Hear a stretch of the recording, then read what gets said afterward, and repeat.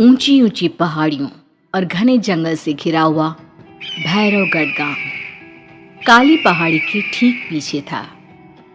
काली पहाड़ी यानी मौत का घर। भैरवगढ़ गांव तक पहुंचने का रास्ता बेहद दुर्गम था। लगभग 24 घंटे घने तूफान और तेज हवाओं की वजह से वहां के वीराने माहौल की कहानियां लोगों के दिलों को दहला देती थी। ऐसे बहुत कम लोग थे जो भैरवगढ़ गांव तक जाने की हिम्मत करते थे। लोगों का कहना था कि इस गांव के आसपास बुरी आत्माओं का साया मंडराता है। गांव के रहने वाले लोगों ने वैसे तो अपनी आंखों से किसी बुरी आत्मा या साये को नहीं देखा था, लेकिन गांव का बच्चा बच्चा इस बात को महसूस कर सकता था कि गांव के ऊपर कोई तो खौफनाक साया मंडरा रहा है। और उसकी वजह ये थी कि उस गांव में जैसे ही कोई लड़का 18 साल का होता, उसके 18वें जन्मदिन की रात ठीक 12 बजे अकस्मात उसकी मौत हो जाती। हर बार ये मौतें बड़े ही रहस्यमयी ढंग से होती और इस बार सरपंच सुमेर के बेटे को 18 साल होने में अब बस 15 दिन बाकी थे। अजी सुनते हैं, हमारा बेटा भी कुछ दिन बाद 18 साल का हो जाएगा। कहीं वो डायन उसे भी खा गई तो? कैसी बातें कर रही हो? जब वो इस गांव में ही नहीं है तो कोई भी डायन या बुरा साया उसका कैसे कुछ बिगाड़ सकता है? उसे कुछ नहीं होगा। हाँ जानती हूँ, आपने उसे पढ़ाई के बहाने इस गांव से बाहर निकाल शहर भेज दिया है, लेकिन ये भी तो सच है ना कि वो बार बार यहाँ आने की जिद करता रहता है। वो चाहे कितनी भी जिद कर ले जानकी, पर मैं उसे इस गांव में कभी वापस नहीं आने दूंगा। मैं नहीं चाहता कि गांव के दूसरे लड़कों की तरह मेरे बेटे की भी अजीबोगरीब ढंग से मौत हो जाए। कभी कभी तो लगता है कि हम सब गांव वालों को हिम्मत करके अपने गांव को इस बुरी आत्मा से छुड़वा लेना चाहिए। लेकिन कौन जानता है आखिर वो खतरनाक साया किसका है? वो काली आत्मा कौन है जो रातों रात हमारे गांव के लड़कों को निगल जाती है? सुमेर और जानकी जब ये सारी बातें कर रहे थे तब रात के लगभग 10 बज चुके थे और हर रात की तरह भैरवगढ़ गांव एक भयानक काले तूफान की आगोश में था। बाहर चल रही तेज हवाएं और बारिश के बीच कभी कभी ऐसा लगता जैसे कोई बुरी तरह से चीख रहा है। किसी के तड़पने और चीखने की आवाजें गांव के कानों में बार बार टकराती, पर वहां रहने वाले किसी भी औरत या आदमी के अंदर इतना साहस नहीं था कि वो अपने घर से बाहर कदम रख के उन आवाजों तक पहुंच सके। सो जाओ जानकी और घर के खिड़की दरवाजे कसकर बंद कर दो। अब जानकी सब खिड़कियां ठीक से बंद करने ही लगती है कि तभी उसे अपने घर के दरवाजे पर जोर जोर से खटखटाने की आवाजें सुनाई देती है। इन आवाजों को सुनकर जानकी और सुमेर के चेहरे डर से पीले और हाथ पैर ठंडे पड़ जाते हैं। जानकी, जानकी, इतनी रात कौन होगा? पता नहीं, ऐसा लग रहा है कोई बुरी तरह से दरवाजा खटखटा रहा है। अरे हाँ, पर किसी की आवाज भी तो नहीं आ रही। क्या करूं? दरवाजा खोल लूं या नहीं? कहीं ऐसा ना हो कि किसी को हमारी मदद की जरूरत हो।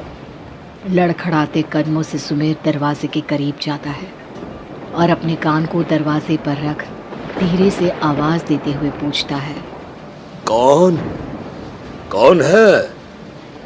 कौन है वहां?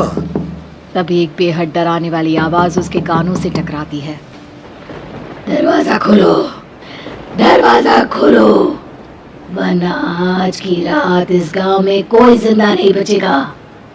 मैं जानती हूँ तुम्हारा बेटा 18 साल का होने वाला है। अगर उसकी जान की जरा भी परवाह है तो दरवाजा खोल दो। इस आवाज को सुनते ही सुमेर घबराकर पीछे हट जाता है और जानकी को पूरी बात बताता है। कहीं वो डायन हमारे घर तक तो नहीं पहुंच गई? अब हम क्या करेंगे? मुझे दरवाजा खोलना ही होगा जानकी। मेरे पास अब कोई रास्ता नहीं है। इतना कहकर सुमेर डर से अपनी दोनों आंखें कसकर बंद करता है और कांपते हाथों के साथ झटके से दरवाजा खोल देता है। तभी किसी के जोर से हंसने की आवाज सुमेर और जानकी को सुनाई देती है। उस आवाज को सुन दोनों दरवाजे की तरफ देखते हैं और सामने अपने बेटे राहुल को खड़ा देख दंग रह जाते हैं। राहुल के हाथ में उसका मोबाइल होता है जिसमें से वो आवाज बज रही थी। ये क्या मजाक है? और तू यहाँ, तुझे मना किया था ना गांव में आने को, समझ में नहीं आता क्या? 18 साल का होने वाला है तू। माँ, आप लोग भी पता नहीं किन अंधविश्वास भरी बातों पर भरोसा करते हैं। क्या क्या मैं अपने घर नहीं आ सकता?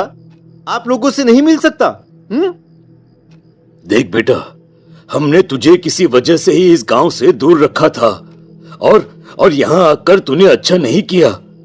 चल चल चल, मैं तुझे अभी के अभी वापस शहर छोड़कर आता हूं।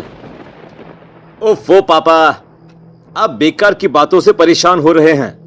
बाहर इतना तेज अंधर तूफान चल रहा है, कहीं जाने की जरूरत नहीं है। मैं बस आप लोगों से मिलने आया हूं, कुछ दिन रहकर चला जाऊंगा।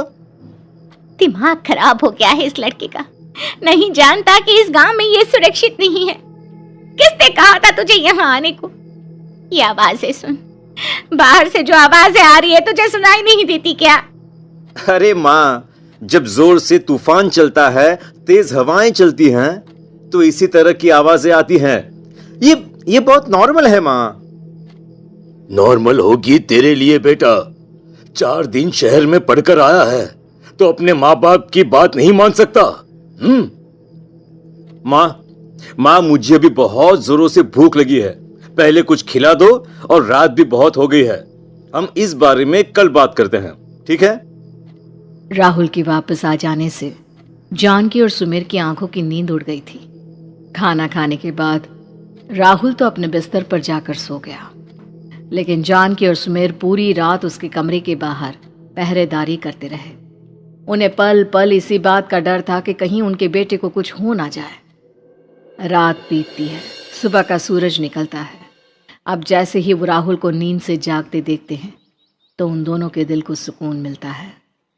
अरे माँ, पापा, आप अभी तक यहीं बैठे हैं? क्या पूरी रात सोए नहीं? जिनकी जवान बेटी की जान को खतरा हो, उन माँ बाप को नींद नहीं आती बेटा। बेटा, अब तो वापस शहर चला जा। देखो माँ, मैं किसी जरूरी काम से इस गांव में आया हूं, और वो काम पूरा होने के बाद मैं खुद यहां से चला जाऊंगा। काम? गांव में तेरा क्या काम है? पापा, मैं बचपन से ही इस गांव के बारे में बेहद डरावने किस्से सुनते आया हूं, इसीलिए अब मैं उन्हीं किस्सों के ऊपर डॉक्यूमेंट्री फिल्म बनाऊंगा। रिसर्च करना चाहता हूं कि आखिर सच्चाई है क्या। हे भगवान, लो जी, सुन लिया, और भेजो इसे पढ़ने के लिए शहर। मैंने आपसे पहले ही कहा था, मेरी बहन के पास दूसरे गांव भेज दो। ना ये शहर जाता और ना उल जुलूल की बात इसके दिमाग में आती। जानकी और सुमेर राहुल को समझाने की बहुत कोशिश करते हैं, पर वो किसी की बात नहीं सुनता और अपना कैमरा लेकर गांव की पास वाली काली पहाड़ी की तरफ निकल जाता है। अब राहुल जैसे ही काली पहाड़ी पर पहुंचता है, उसकी नजर पहाड़ी के ठीक बीचों बीच बनी एक पुरानी झोपड़ी पर पड़ती है। यहाँ भी कोई रहता है क्या? ये इंटरेस्टिंग होगा। राहुल की आवाज पहाड़ों से टकराकर उसके कानों में सुनाई दे रही थी। उसने चारों तरफ का नजारा देखकर वहां की तस्वीरें अपने कैमरे में उतारना शुरू कर दिया। तभी अचानक राहुल ने अपने कैमरे में खींची हुई तस्वीर को जूम करके देखा, और उसमें उसे जो नजर आया वो देखकर राहुल के होश उड़ गए। क्या सचमुच उस गांव के ऊपर किसी बुरी आत्मा का साया था? क्या राहुल की जान बच पाएगी? क्या देखा था राहुल ने उस फोटो में जिसे देखकर वो दंग रह गया? इन सवालों के जवाब जानने के लिए देखिए इस कहानी का अगला भाग।